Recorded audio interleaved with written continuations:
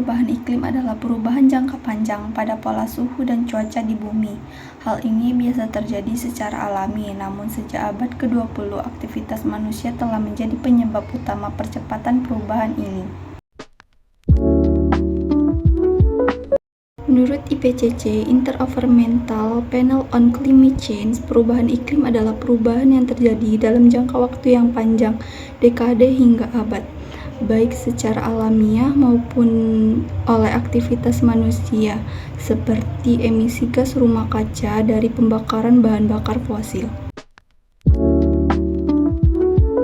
Menurut Undang-Undang Nomor 31 Tahun 2009 tentang Meteorologi, Klimatologi, dan Geofisika Indonesia, perubahan iklim adalah perubahan iklim yang disebabkan secara langsung maupun tidak langsung oleh aktivitas manusia yang mengubah komposisi atmosfer global dan variabilitas iklim alami dalam waktu yang sebanding.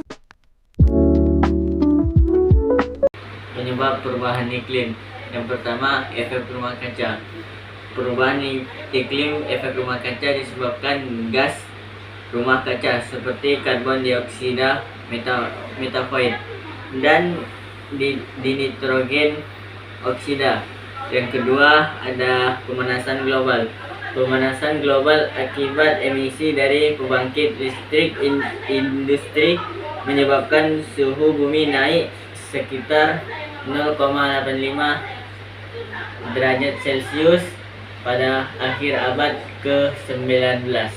Deforestasi. Pengundulan hutan menyebabkan hilang penyerap karbon alami ketika pohon ditebang.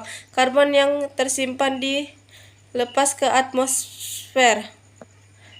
4. Urbanisasi dan industrialisasi. Kota-kota besar menyumbang emisi besar dan perkembangan industri yang tidak berkelanjutan memperburuk polusi udara dan lingkungan.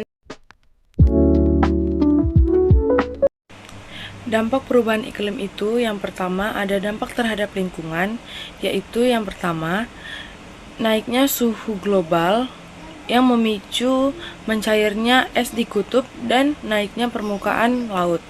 Yang kedua, ada rusaknya ekosistem dan kepunahan spesies akibat adanya perubahan habitat.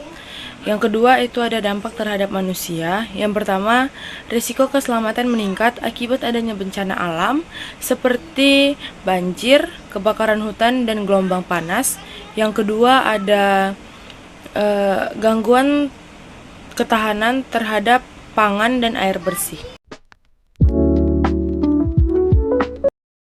3. Dampak sosial. Yang pertama, meningkatnya migrasi penduduk atau climate refugees akibat wilayah tempat tinggal tidak lagi layak huni. Yang kedua, konflik sosial karena perebutan sumber daya alam seperti air dan lahan subur. Yang ketiga, ketimpangan sosial semakin terlihat karena kelompok rentan terdampak lebih parah. Yang keempat, dampak ekonomi. Yang pertama, kerusakan infrastruktur akibat bencana meningkatnya biaya pemulihan. Kedua, gangguan